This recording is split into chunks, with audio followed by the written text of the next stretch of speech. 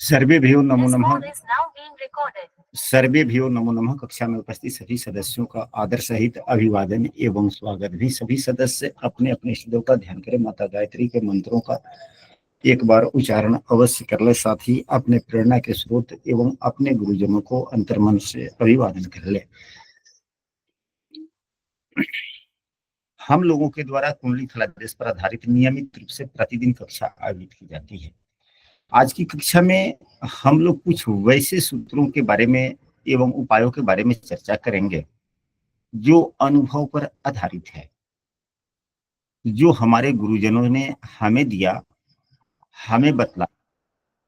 हम आज उन्हीं सभी चीजों के बारे में चर्चा करने वाले हैं।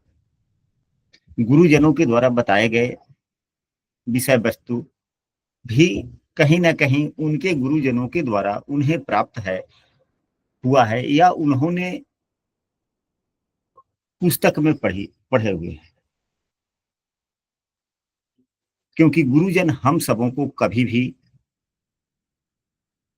वैसे सूत्र के बारे में नहीं बतलाते जिनका उन्होंने उपयोग न किया हो। इसलिए हम सबों को गुरुजनों की बातों पर विश्वास करना चाहिए और उसे अमल में भी लाना चाहिए।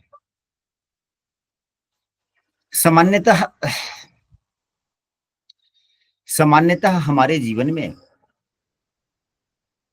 दसम भाव जो कुंडली का होता है, हमारा जीवन का मुख्य आधार दसम भाव ही है। बाद बाकी सभी भाव प्रत्यक्ष या अप्रत्यक्ष रूप से दसम भाव के सहयोगी बनते हैं। दसम भाव कार्य भाव है। हम कोई भी काम करते हैं उससे आय की प्राप्ति होती है एवं हम अपना परिवार एवं दायित्व कर्तव्य सभी का निर्वहन करते हैं। दसम भाव में किसी भी ग्रह का खराब होना अच्छा नहीं माना जाता, विशेषकर यदि दसम भाव में सूर्य देव हों खराब स्थिति में हों या राहु देव खराब स्थिति में हों। ऐसे व्यक्ति के कार्यों में जीवन में हमेशा समस्याएं आती ही रहती है। जिस व्यक्ति के पास में कुंडली हो तो कुंडली आप देखें, यदि उनके दसम भाव में सूर्य देव हैं, खराब स्थिति में हैं, यानी कि अपने नीच के राशि में हैं या राहु से ही युक्त होकर ग्रहण योग बना रहे हों या अपने शत्रु राशि में हो, शनि देव की राशि में हो। खास करके शनि देव की राशि में, कुंभ राशि में शनि देव, सूर्य देव थोड़ा ज्यादा ही खराब फल देते हैं। 10 नंबर की राशि शनि देव की शत्रु राशि सूर्य के लिए है, परंतु उतने नुकसानदायक फल नहीं देते। शुक्र की भी राशि 2 नंबर है, इसमें भी उतने नुकसानदायक फल नहीं देते जितने कि 7 नंबर में देते हैं, क्योंकि 7 नंबर में सूर्यदेव नीच के हो जाते हैं। 10 नंबर की राशि मकर राशि में सूर्यदेव उतने बुरे फल नहीं देते, क्योंकि काल पुरुष के कुंडली के आधार पर ही सभी सूत्र बतलाए गए हैं कुंडली फलादेश में। तो 10 नंबर की राशि जो मकर राशि है, दसम भाव में ही पड़ता है कार पुरुष की कुंडली में, एवं सूर्यदेव इसी भाव में दिग्बली भी होते हैं। इस वजह से मकर राशि के सूर्यदेव उतने बुरे नहीं होते जितने कि कुंभ राशि के होते हैं। यहां तक बातें स्पष्ट हो गई?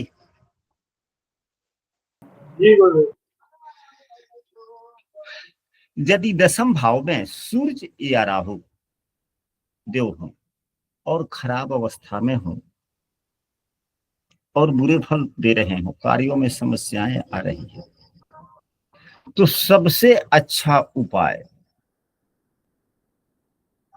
यदि कोई बात नहीं समझ में आती है तो हम यह सुझाव दे सकते हैं तीर्थ स्नान का। अगर अगल बगल में कोई तीर्थ स्थल है तो नियमित रूप से जाकर स्नान करें, या किसी तालाब नहीं, किसी मंदिर के सामने अगर कोई तालाब हो, उसमें अगर व्यक्ति स्नान करता हो, उस तालाब में स्नान करें। संबंधित दिन को, यानी कि रविवार को। अगर नजदीक में है तो, अगर राहु देव हैं, खराब स्थिति में है, समस्याएं आ रही है कार्य में, व्यवसाय में, इत्यादि में, तो भी तीर्थ स्नान करें अगर संभव हो सके तो। यदि तीर्थ स्थान स्नान संभव नहीं है तो कम से कम एक बार तीर्थ स्थल जरूर जाएं एवं तीर्थ का जल लाएं और इसी को औषध, तीर्थ का जल औषधि समझकर अपने घर में रखें, पूजा स्थल पर रखें और प्रतिदिन उस तीर्थ स्थल के जल को, जब भगवान का पूजा करते हैं तो तीर्थ के जल का भी पूजा करें एवं प्रतिदिन स्नान करने के लिए जब भी बाल्टी नल के नीचे या चापाकल के नीचे या पानी में, तो उस बाल्टी के पानी में तीर्थ का जल का कुछ अंश जरूर रखें और फिर उस जल से स्नान करें। अगर लगातार 1 महीने तक स्नान करते हैं, 1.5 महीने तक स्नान करते हैं, 1-1.5 महीने में ही आपको दसम भाव से संबंधित या कार्यों में जितनी समस्याएं आ रही है, समस्याएं कुछ कम होती दिखेगी। खास करके नवम भाव में यदि देवगुरु बृहस्पति की नीच की दृष्टि पड़ रही हो या नीच के बैठे हुए हो या नवम भाव में ही देवगुरु बृहस्पति खराब स्थिति में हो, पीड़ित हो रहे हो, अब यहीं पे देवगुरु बृहस्पति, शनिदेव यहाँ और यहाँ दसम एवं 11वें भाव के स्वामी हो जाए, अकारक ग्रह रहे या दूसरे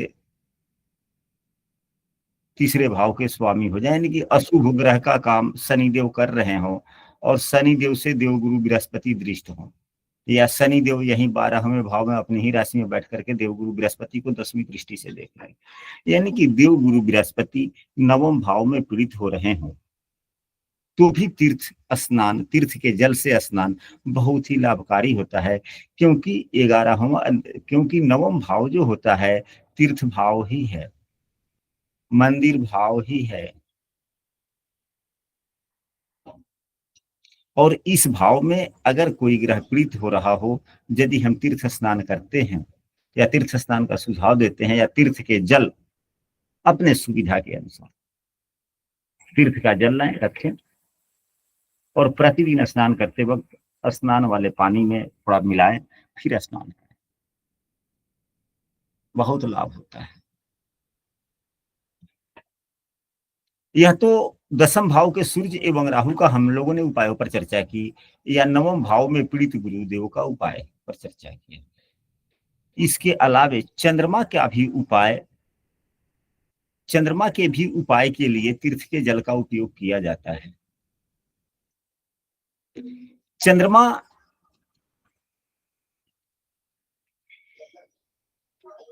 किसी भी ग्रह से पीड़ित हो, चंद्रमा किसी भी ग्रह से पीड़ित हो, क्योंकि चंद्रमा जल तत्व का ग्रह है, कुंडली के किसी भी भाव में हो, चंद्रमा चाहे राहु से युक्त हो, केतु से युक्त हो, शनि से पीड़ित हो, शनि से युक्त या पीड़ित हो, या चंद्रमा देवगुरु बृहस्पति से, देवगुरु बृहस्पति से छठे हो, 8वें हो या 12वें हो, यानी कि सकट योग हो चंद्रमा एवं गुरु के कारण,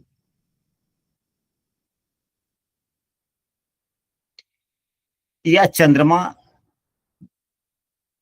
के कारण कुंडली में केंद्रुम दोष बन रहा हो, हालांकि केंद्रुम दोष के काफी परिहार भी होते हैं। तो यदि चंद्रमा पीड़ित हो रहा है तो हम मंत्रों का जाप का, कुंडली के विश्लेषण के आधार पर तो मंत्रों का भी उपयोग हम लोग बतलाते ही हैं, पूजा पाठ करते हुए बताते हैं, लेकिन साथ में अगर तीर्थ स्नान, तीर्थ के जल से स्नान, जैसा कि हमने पूर्व में कहा है, अगर किए जाते हैं तो एक बहुत ही अच्छी स्थिति बनती है। परंतु स्नान करते वक्त यह मन में ध्यान अवश्य रखें कि इस जल में तीर्थ का जल है, और वह जिस तीर्थ का जल है, स्नान करते वक्त उस तीर्थ को जरूर याद करें। यदि हो सके तो स्वयं जल लाए, जल लाने के लिए स्वयं जाएं तो अति उत्तम हो। तो यह तो हुआ तीर्थ स्थान से स्नान से उपाय। दसम भाव में बैठे हुए सूर्य राहु, नवम भाव में बैठे हुए देवगुरु बृहस्पति या चंद्रमा कुंडली के किसी भी भाव में होने और पीड़ित हों, इनके लिए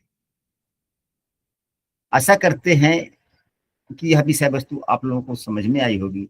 यदि कोई कक्षा में नया है और प्रतिदिन की कक्षा में शामिल होना चाहते हैं तो स्क्रीन पर दिख रहे नंबर पर व्हाट्सएप पर कक्षा में कंटिन्यू हो सकते हैं, या इस वीडियो के डिस्क्रिप्शन में हमने अपने व्हाट्सएप समूह का लिंक भी दे दिया, वहां से भी आप शामिल हो सकते हैं।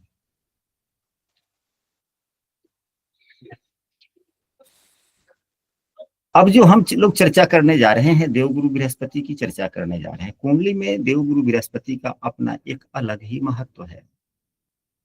देवगुरु बृहस्पति हमारे लगभग हर प्रकार के उन्नति समृद्धि में सहयोगी भी बनते हैं एवं मुख्य रूप से कारक भी हैं। हम कोई भी काम बगैर ज्ञान का नहीं करते, ज्ञान के कारक देवगुरु बृहस्पति हैं। हम कुछ भी करते हैं अपने संतान के लिए करते हैं, उसके भी कारक देवगुरु बृहस्पति हैं। हम कोई भी कार्य करते हैं, देवगुरु बृहस्पति कारक बन जाते हैं। हम मन्नत मांगते हैं, पूजा पाठ करते हैं, कुछ भी करते हैं, ईश्वर की प्रार्थना करते हैं अपने सुख सुविधाओं के लिए, देवगुरु बृहस्पति आय एवं उस पैसे की रख रखाव देवगुरु बृहस्पति है। दूसरे भाव के कारक धन के लिए देवगुरु बृहस्पति ही माने जाते हैं ना। तो हमारे जीवन की उन्नति समृद्धि में अधिकांशतः योगदान देवगुरु बृहस्पति का होता है।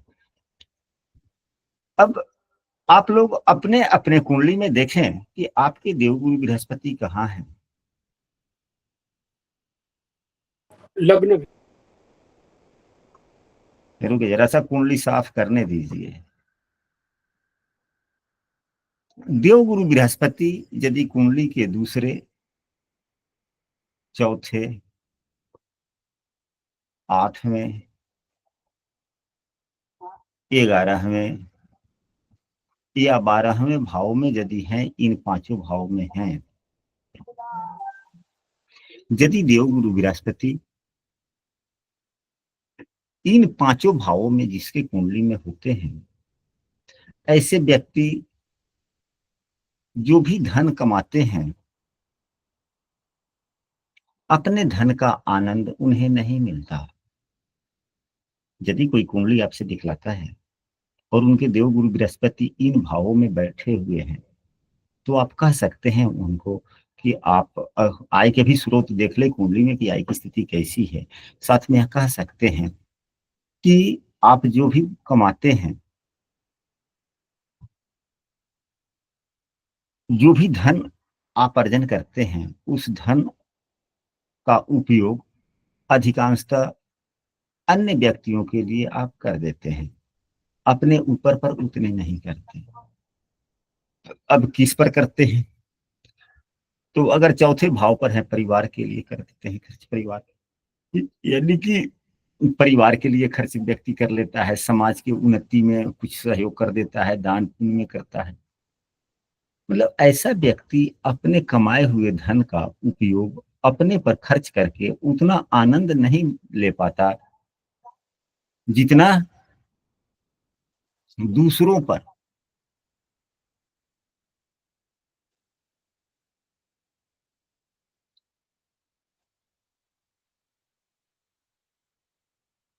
लेकिन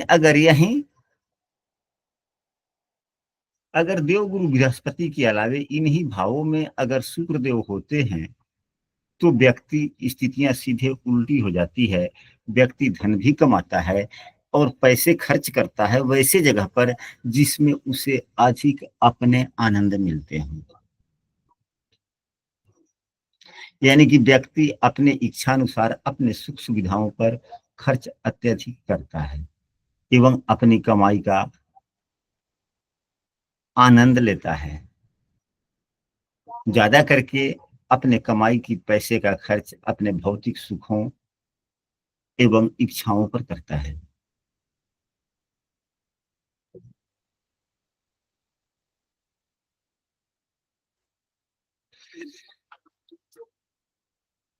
ये तो दूसरे सूत्र हुए।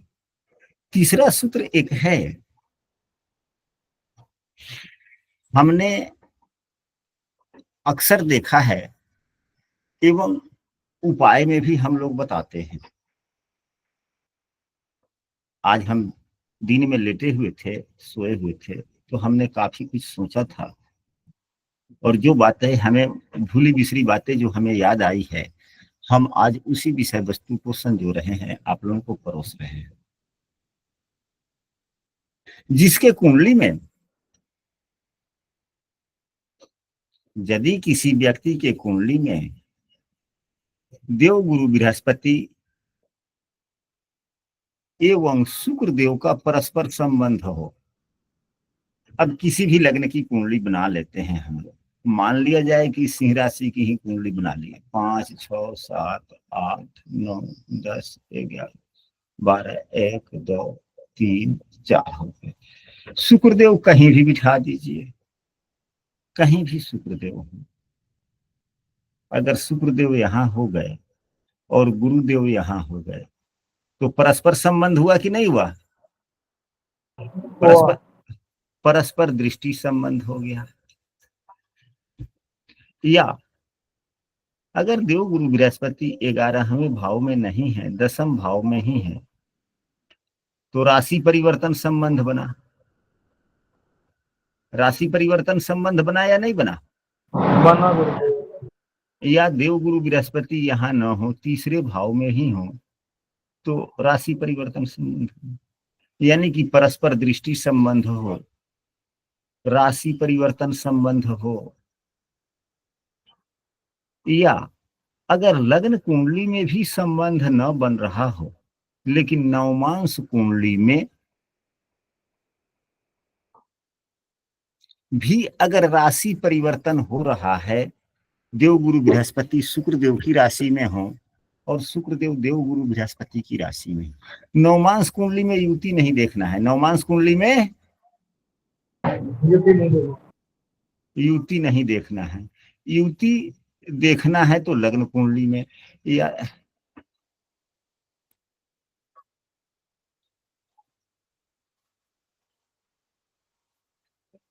अगर युति देखना है तो युति हम सिर्फ लग्न कुंडली में देखेंगे, और भी कई स्थितियां बनती है।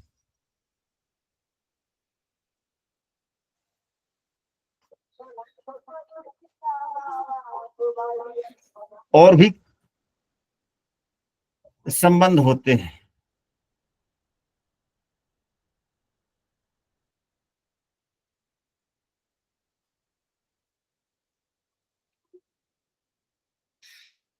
संबंध, परस्पर संबंध कितने प्रकार के हो सकते हैं? मुख्यतः परस्पर दृष्टि संबंध, युति संबंध, राशि परिवर्तन संबंध, यही 3 हो सकते हैं ना?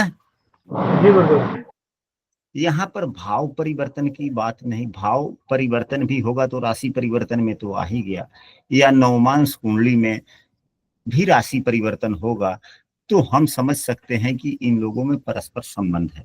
नवमांश कुंडली में युति नहीं देखनी है, जैसा कि हमने कहा भी है, युति केवल लग्न कुंडली में देखनी। यदि शुक्र एवं गुरु के बीच इस किसी भी प्रकार का संबंध बन रहा है परस्पर, और आय से संबंधित समस्याएं हो रही है,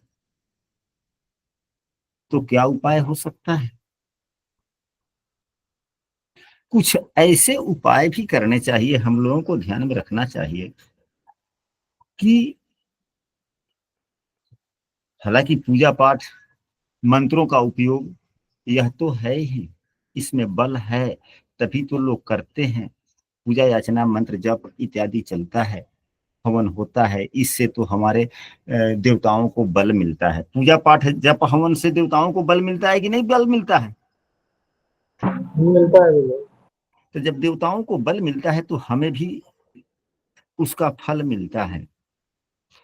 तो जब देवगुरु बृहस्पति एवं शुक्र देव का जब संबंध बने परस्पर और कार्यों में समस्याएं आ रही हो, तो हमें सर्वप्रथम उपाय में क्या सुझाव देने चाहिए?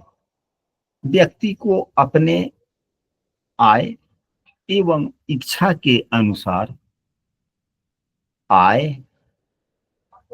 एवं श्रद्धा इच्छा अनुसार एक निश्चित राशि, एक निश्चित राशि आय के अनुरूप देव कार्य में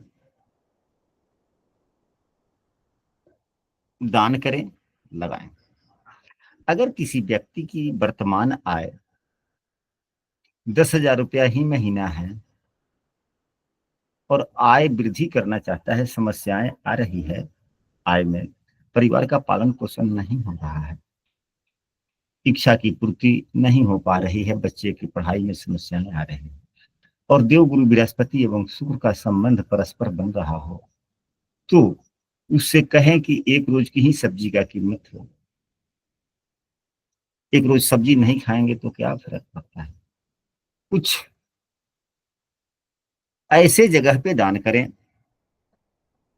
जो वह पैसा पूजा पाठ में, देव कार्य में खर्च हो सके। यानी कि अपने आय का पार्टनर किसको बना दें? ईश्वर देता हूँ, अपने आय का पार्टनर ईश्वर को बना दें या देवताओं को।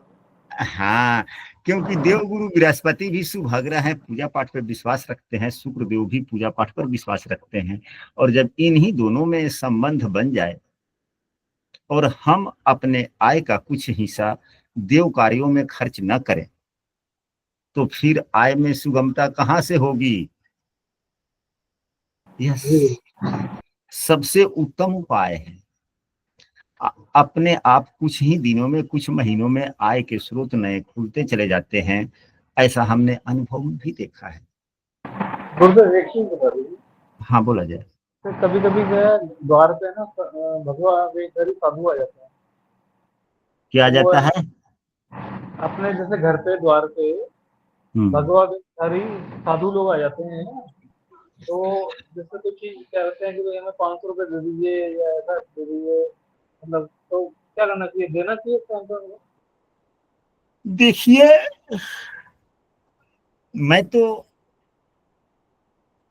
जब कोई मांगने आ जाए तो सामने वाले को थोड़े कोई पहचानता है कि वह कौन है।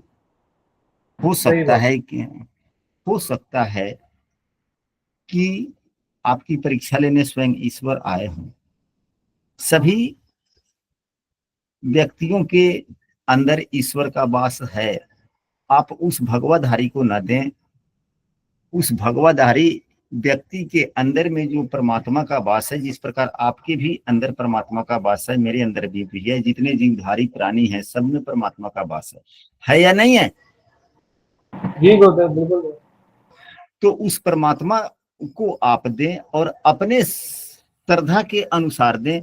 मांगने वाला तो कुछ भी मांगता है और आपकी सामर्थ्य जितना है उतना दें, लेकिन देना चाहिए अगर दरवाजे पर आ गए तो।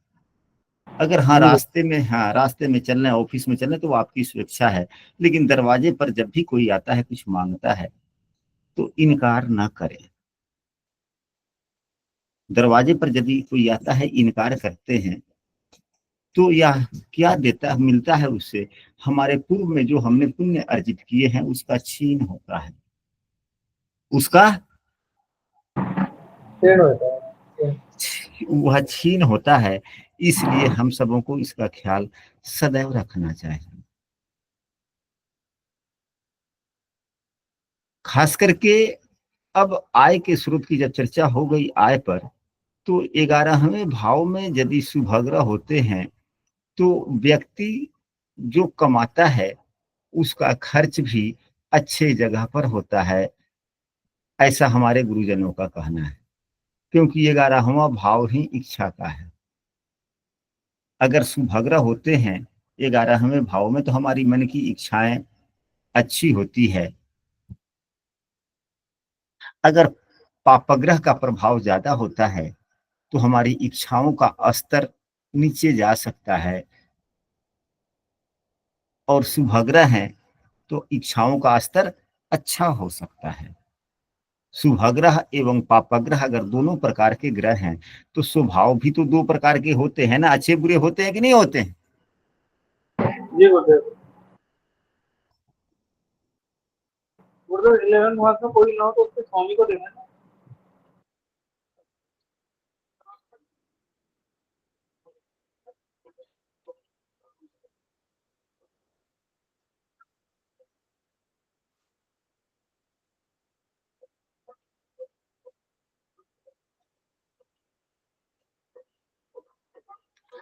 अब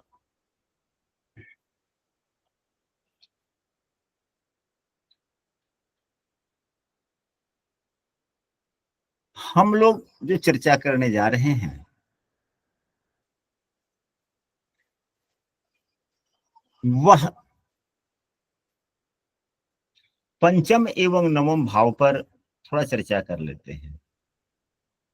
कुंडली का 5वां भाव हमारी विवेकशीलता है एवं नवम भाव हमारा भाग्य है। हमारी विवेकशीलता एवं हमारा भाग्य ही हमारे जीवन को उन्नति या अवनति की तरफ लेकर जाता है।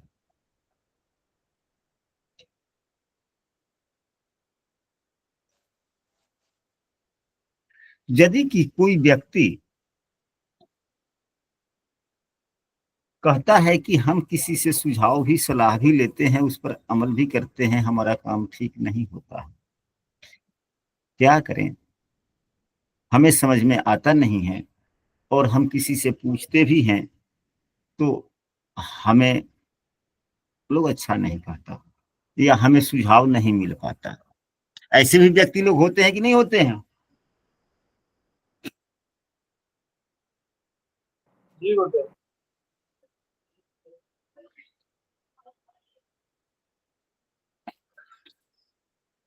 तो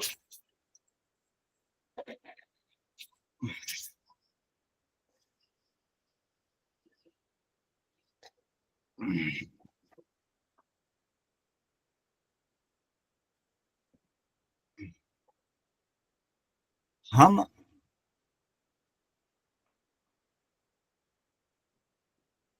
दोनों भाव पर विचार करते हैं, सुझाव सलाह पर। यदि आपका कोई ऐसा मित्र है जिस पर आप विश्वास करते हैं, यदि उसकी कुंडली आपको उपलब्ध हो पाता है तो ले और उसके पंचम भाव का अध्ययन करें। जिसका पंचम भाव ही अच्छा न हो,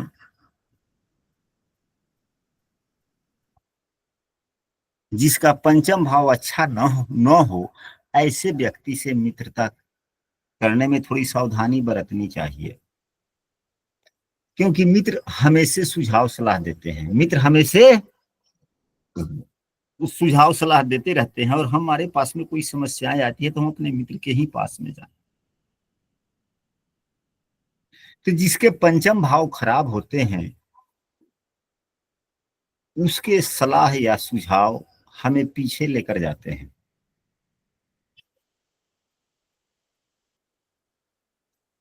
यदि हमारे नवम भाव खराब हैं तो हम किसी से भी सुझाव सलाह मांगने जाते हैं, वह सुझाव सलाह तो अपने हिसाब से देता ही है अपने ज्ञान के आधार पर, परंतु क्या तो उसकी बातें ही मुझे समझ में नहीं आती हम सबों को, जिसके नवम भाव खराब होते हैं।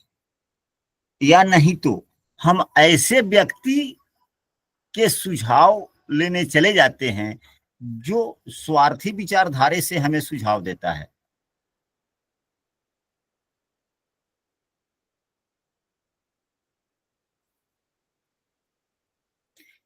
कहने का अभिप्राय प्रयोजन आप लोग समझ पा रहे हैं कि नहीं समझ पा रहे हैं? जी शायद गुरुदेव, नहीं। गुरुदेव शायद। जिसकी कुंडली है उसका 9th हाउस खराब होता है, ऐसा है ना? यदि नवम भाव खराब हो, हम लोग इस पर भी चर्चा कर लेंगे कि भाव खराब कब हो सकता है, इस पर भी चर्चा कर लेंगे।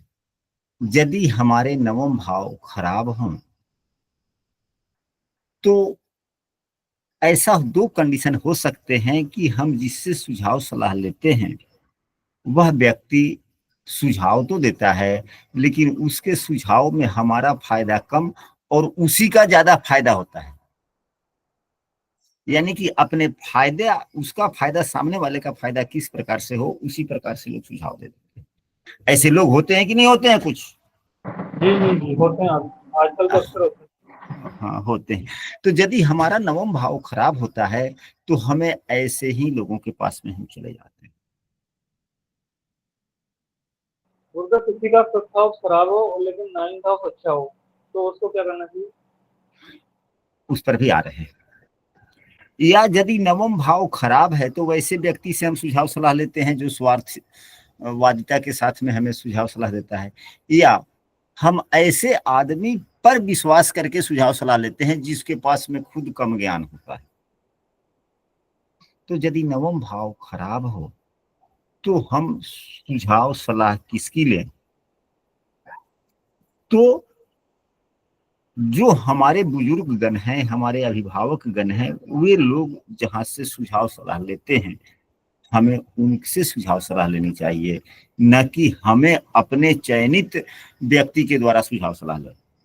एक तो यह हो गया। दूसरा, अगर नवम भाव खराब है तो हमें सुझाव सलाह लेना है तो हम दूसरे से सुझाव सलाह न लेकर के अपने स्वयं चिंतन मनन करें, अगर समय हो तो। बातें स्पष्ट हो गई?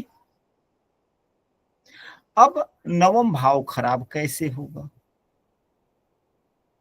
तो यदि नवम भाव में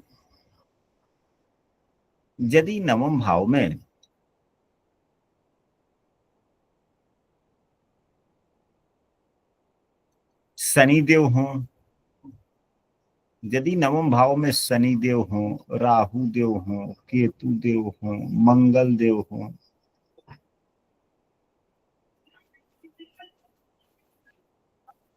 या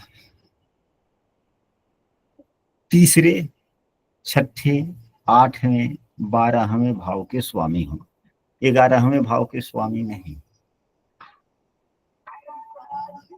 अगर तीसरे भाव के स्वामी हैं तो वह ज्यादातर उग्रता वाली बातें सुझाव देंगे। अगर छठे भाव के स्वामी हैं तो उग्रता के साथ में कंपटीशन की भावना वाली बात बोलेंगे। यानी कि मान लीजिए कि विवाद हो रहा हो तो यह ये नहीं कहेंगे कि हम शांति से रहो, समय अपने आप जवाब दे देता है, कुछ दिन चुप बैठने में क्या है, मौन सबसे बड़ा हथियार है, इस प्रकार से नहीं समझाएंगे। अगर छठे के स्वामी होंगे नवम भाव में, अगर छठे के स्वामी होंगे तो ठीक है, वह ऐसे कर दिया, तुम ऐसे क्यों नहीं कर दिए। क्रिया के प्रति प्रतिक्रिया देना चाहिए, जवाब देना चाहिए। ऐसे भी लोग होते हैं कि नहीं होते हैं? बिल्कुल होते हैं। तो इन भावों में अगर ये ग्रह हो, नवम भाव में शनि राहु केतु मंगल हो, या तीसरे भाव, छठे भाव, 8वें भाव, 12वें भाव के स्वामी बैठे हों, तो यह भाव को खराब करते हैं। तो हमें इसके उपाय, यदि नवम भाव खराब हो रहे हों तो हमें तीर्थ स्थान स्नान करना चाहिए। प्रतिदिन कम से कम मंदिर के सीढ़ियों के सामने जाकर, जिस मंदिर का भी हो, जो आपको अच्छा लगे, जो आपके सबसे नजदीक में हो। घर का मंदिर में पूजा करना अलग बात है, और गांव समाज सोसाइटी के मंदिर में जाकर ईश्वर का दर्शन करना अलग बात है। हमें ज्यादा पुण्य, ज्यादा लाभ सामाजिक स्थलों पर जाकर पूजा करने से ज्यादा लाभ प्राप्त होता है। ऐसी बात नहीं है कि घर के पूजा से लाभ नहीं मिलता, घर के पूजा से भी लाभ मिलता है, परंतु उससे अधिक लाभ जहां पर समाज के लोग जाते हैं, जहां पूजा करते हैं, वहां यदि हम पूजा करते हैं या हम दर्शन ही उस मंदिर का कर ले तो सबसे ज्यादा लाभ होता है।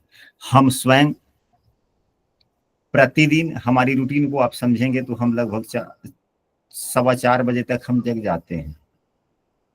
फिर उसके बाद में लगभग हमें 1 घंटे समय लगता है अपने दैनिक कार्य में।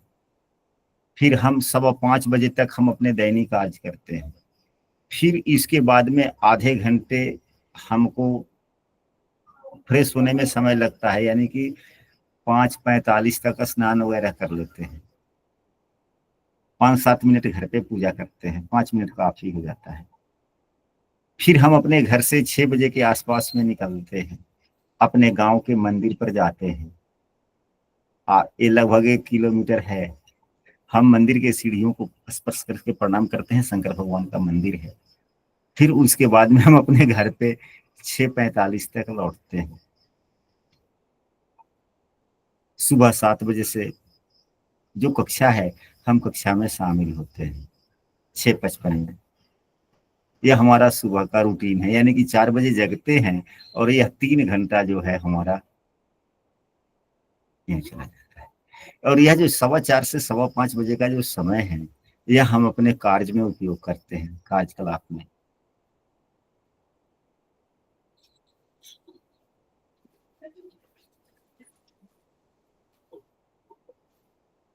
तो यह तो खराब होने की स्थितियों के बारे में था। अब भाव मजबूत कैसे होते हैं? यदि भाव में देवगुरु बृहस्पति हो, भाव में देवगुरु बृहस्पति हो,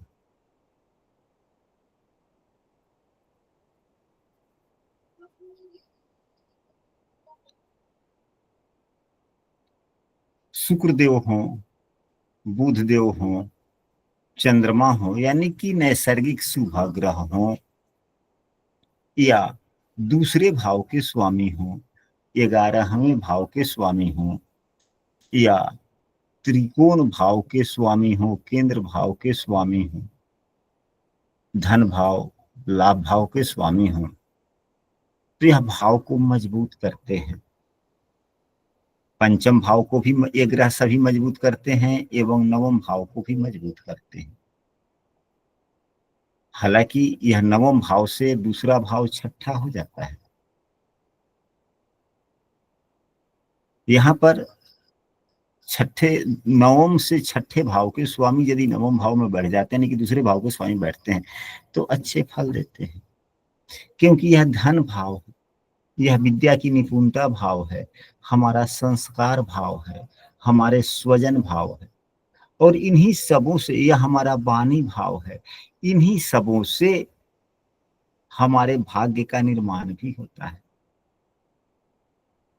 जिसकी वाणी अच्छी होगी उसकी लोकप्रियता थोड़ा ज्यादा होगा, जिसके स्वजन अच्छे होंगे उस व्यक्ति की मान मर्यादा प्रतिष्ठा संस्कार अच्छे होगा, जिसके पास में विद्या की निपुणता अच्छी होगी वह कार्य अच्छे ढंग से करेगा, भाग्य अपने आप मजबूत होगा। क्योंकि जितना अच्छा काम उतना ही अच्छे भाग मजबूत, लोग कहते हैं कि नहीं कहते हैं?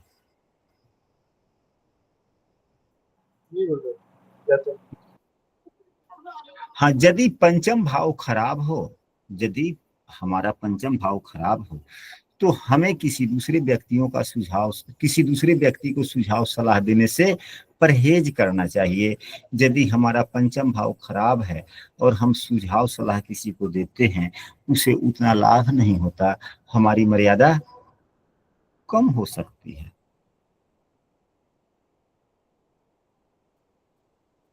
जो भाव मजबूत एवं भाव खराब की जो चर्चा हम लोगों ने नवम भाव पर किया है, ठीक वही सूत्र पंचम भाव पर भी लग सकते हैं,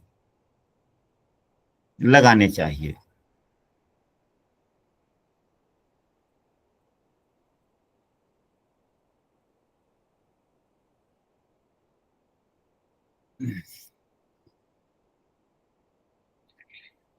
एक दो सूत्र पर और हम लोग चर्चा कर लेते हैं। अभी याद आया प्रेम विवाह की बात।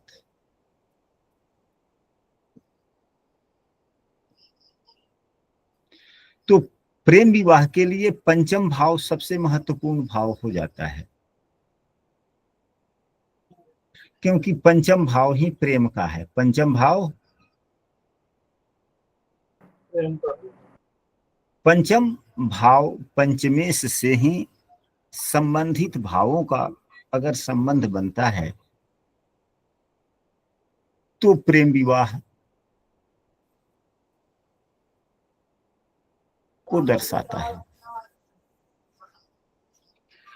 लेकिन यह पंचम भाव केवल प्रेम का ही नहीं है।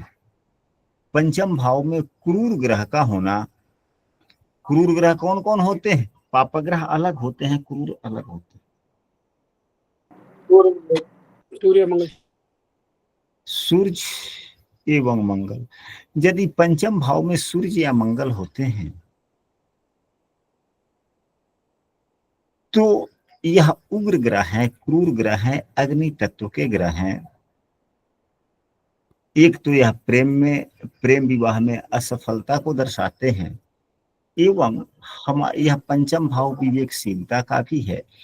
तो बुद्धिमत्ता में भी थोड़ा सा जल्दीबाजीपन या थोड़ा उग्रता या थोड़ा सा अधिकारतावादी दे देते हैं हमारे विवेक में भी।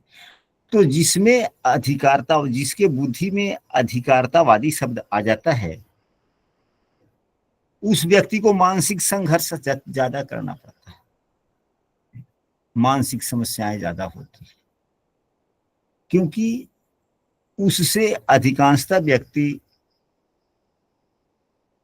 का अंतरात्मा का लगाव नहीं होता। आज हमारे कक्षा के एक सदस्य मनस्वी यशस्वी प्रफुल्ल महाराज जी के द्वारा हमारे पास में एक वीडियो भेजा गया था।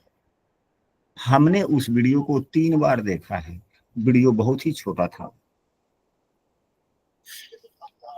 हमें बहुत ही आनंद आया है उसको देखने के लिए। उस वीडियो का सारांश है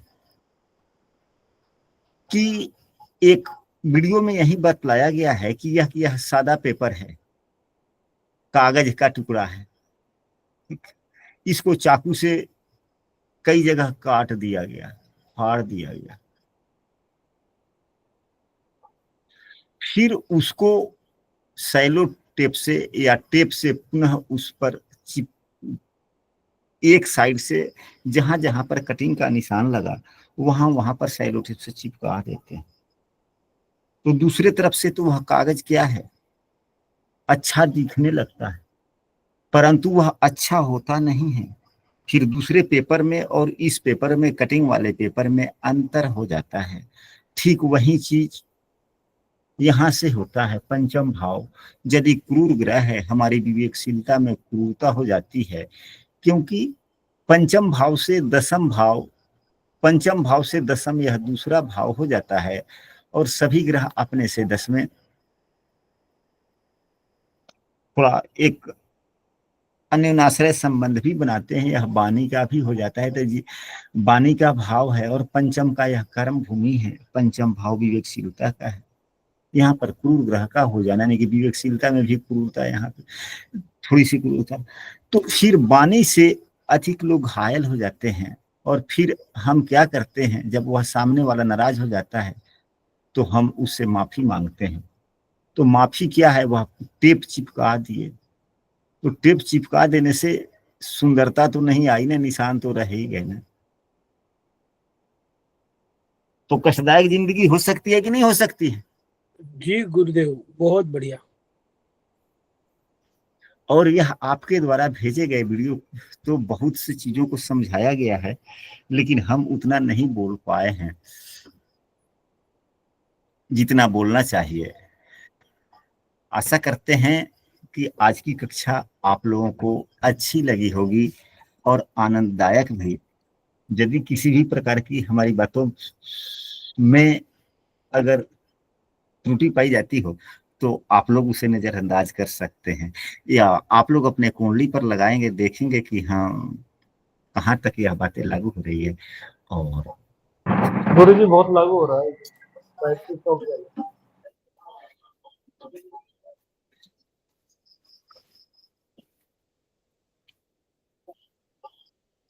बहुत बढ़िया गुरुदेव, क्या बताया आपने, आज तो दिल खुश